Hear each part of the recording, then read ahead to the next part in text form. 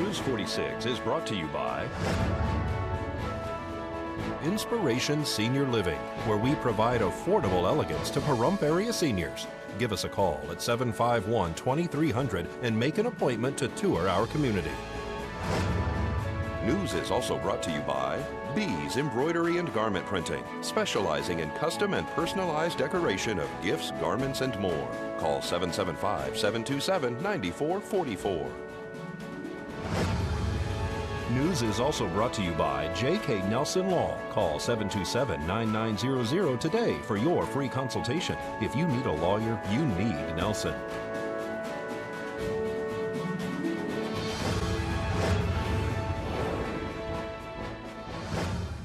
Tonight on News 46, several people are ejected from a rollover accident. Fraser Furniture has their 20th anniversary, and the community celebrates Earth Day over the weekend. News 46 starts now. You're watching KPVM News 46 with Deanna O'Donnell.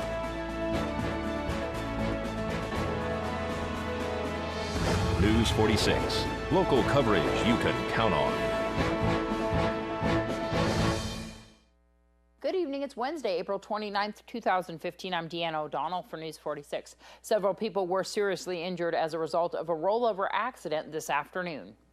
A single vehicle rollover occurred this afternoon approximately 1:15 on Highway 372 and C. Ledon Lane. Nye County Sheriff's deputies, Nevada Highway Patrol, and Pahrump Valley Farm Rescue all arrived on scene to find several people were ejected from the black Mustang. According to witnesses, the vehicle passed cars traveling at a high rate of speed. We spoke to Nevada Highway Patrol Sergeant Carlos Rivera. We had a total of 5 occupants, including the driver. My understanding is that we have 3 that are in the process, are getting flighted out to UMC in Las Vegas right now. 2 have been transported by ground to Desert View Hospital here in Pahrump. There was no fatals or the injuries you don't know at this time? You know, at this point, I don't have any extent of injuries on any of the occupants right now. Everything is very, very early in the investigation right now with injuries and as far as what happened. Mercier landed on scene and then left the scene without a patient on board. However, they did pick up patients from Desert View Hospital. Their condition is unknown at this time. This is Deanna O'Donnell for News 46. And the Board of County Commissioners had an item on their agenda for possible action to waive the code which limits signage for a marijuana dispensary called the Grove Wellness Center from 2 square feet, which was the maximum, and allow a 32 square foot sign at their location on Basin Avenue. Discussion, deliberation, and possible action on a request for a waiver from Nye County Code section on the paper to allow for a 32-foot square wall sign where 2 square feet is the maximum sign size allowed. Madam Chair. Yes. This has to do with the dispensary when we first made... Hold on, I believe this is a public hearing. Oh, okay. Isn't it? Yeah, it says public hearing. So I'm going to open the public hearing. Anyone wishing to speak? There's an empty chair. When that chair is not filled, I'm going to close public hearing. 1, 2, 3, gone. Closing public hearing. Now, please go ahead. Yeah, Madam Chair, when we put these, limits together, most of the discussion was not about a dispensary. It was mostly having to do with cultivation facilities, extraction facilities that could be close to residential, and so we didn't want to draw attention to them. We asked for a 2-foot by 2-foot sign. This is on Basin. It's in a building currently that has a big sign across the front. I don't think it's quite as big as they're requesting, but I would make a motion that they would be able to use the sign, the signage that is currently on the building and nothing larger. I'll second that. All those in favor? Aye. Aye.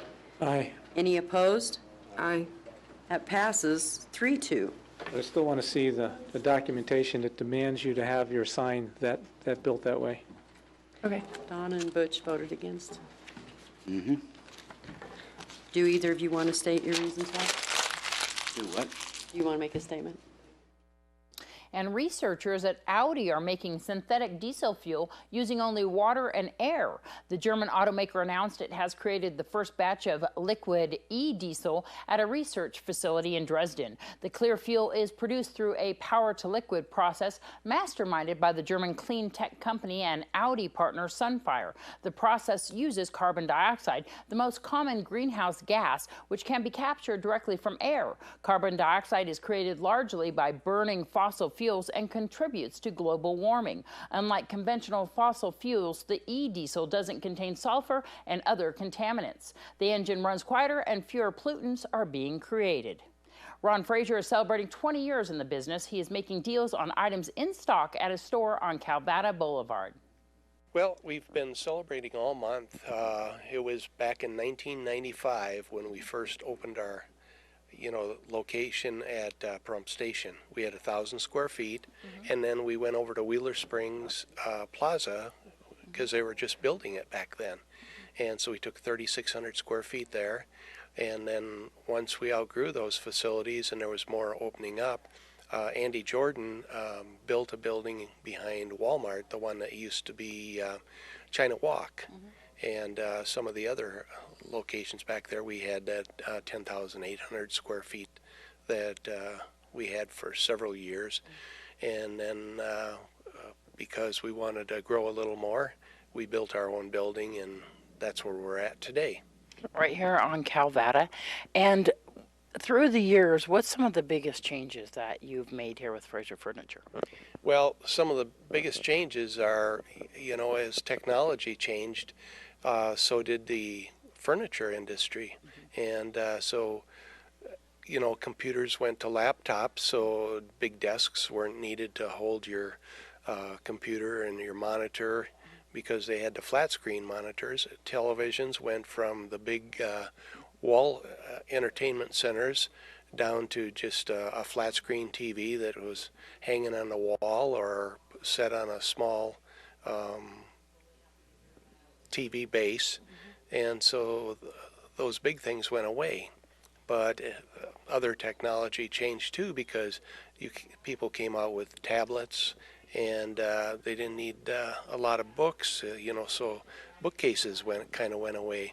So there's been a lot of technology changes, and it affects our industry.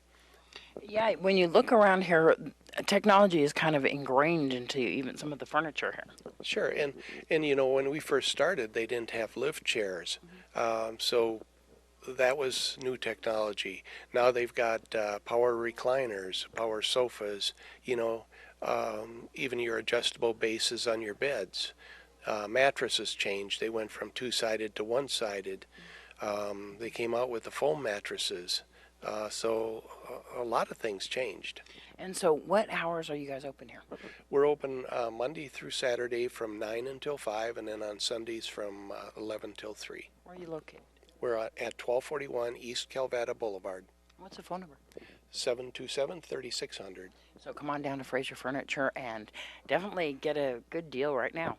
Absolutely. It's still going on. When we return, your Desert View Hospital Health Tip. This portion of the news is brought to you by Inspiration Senior Living, where we provide affordable elegance to Pahrump area seniors. Give us a call at 751-2300 and make an appointment to tour our community.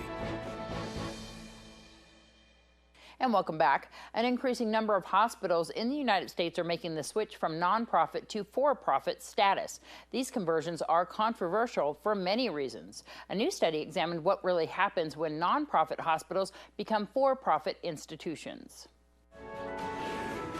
This health tip is brought to you by Desert View Hospital and Mountain Valley Physicians Group. Don't put your health on hold. We have time for you. Call us to schedule your appointment. 775-751-7100. Nonprofit hospitals are disappearing from the U.S. healthcare landscape. During the past decade, 237 nonprofit hospitals made the switch. People worry that for-profit hospitals will skimp on care, that when a hospital becomes for-profit, it's going to avoid poor patients, it's going to avoid sick patients, it's going to avoid minority patients. Dr. Ashish Jha and his colleagues from the Harvard School of Public Health Match those 237 hospitals to hospitals in the same region that didn't switch. These nonprofit institutions, they were usually struggling when they got bought out or converted to for-profit. They just started getting run better. Their costs went down, their revenue stabilized. This conversion really does seem to be helpful to hospitals in terms of making them financially viable institutions. These hospitals don't seem to be avoiding poor patients, they don't seem to be avoiding minority patients. The quality of care that they provide seems quite comparable to everybody else in that community. Patient outcomes weren't affected in hospitals making the switch, including the number of patients who died and those being readmitted. Switching to for-profit status was associated with better financial health, but no detrimental effects on patient population, access, quality, or patient outcomes. Don't be distracted by questions like, is this a for-profit or nonprofit hospital? That's not what's important. It's about priorities around quality, and some organizations do it and others don't. Catherine Dolph, The JAMA Report.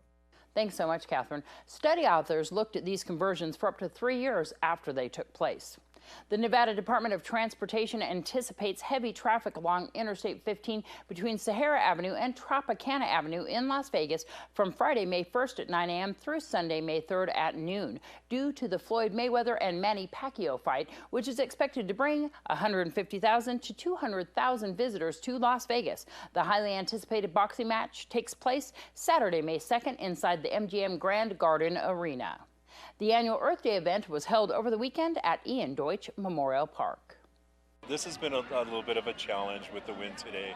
Started out a little cold, but the sun's coming out. But the people are coming out. Right now, we just been here for about an hour and a half, and we've got a lot of people here. We've got a lot of folks who've volunteered their time, BLM, our own fire prevention people. There are a lot of booths here with people that are educating the community about the environment and how we can safely live with our environment here in Pahrump. You have Utilities Inc., Discovery Park, Pahrump Valley Disposal, Ash Meadows. Desert Research Institute. Yeah, Ash Meadows is here. We'll be going to Donna Lamb and myself of the Southern Nye County Conservation District. There's a conference for the Devil's Hole pupfish coming up in a week and a half at Ash Meadows, so I'm glad they came here too. But there's a lot of education here. Tell me about this display that you're showing, kind of the gravel, water levels. I call it affectionately the ant farm. It's a cutaway of the underground aquifer. So you see wells, you see the little ponds there. You think when you throw something in the ground, it just stays there, but no, the things move underground because our water comes from the Spring Mountains and it heads out towards the direction of Shoshone and Tecopa. I had the pleasure of having one of these when I was at the Yucca Mountain Project. This belongs to the Department of Natural Resources here. Darrell Lacey, we thank him for sharing this with us today. And you even have these solar ovens and talking about clotheslines. Oh, the clotheslines over there is the outdoor clothesline. This is my second generation. I've gotten that at Home Depot. They're relatively inexpensive. You buy it once, you don't have to pay for any electricity afterwards. The clothes smell fantastic. You don't have to use fabric softener because it'll smell like the great outdoors. And it's just something simple. And it cuts down on the electric. Well, what's going on at Pahrump Valley High School? We'll tell you all about it when we return.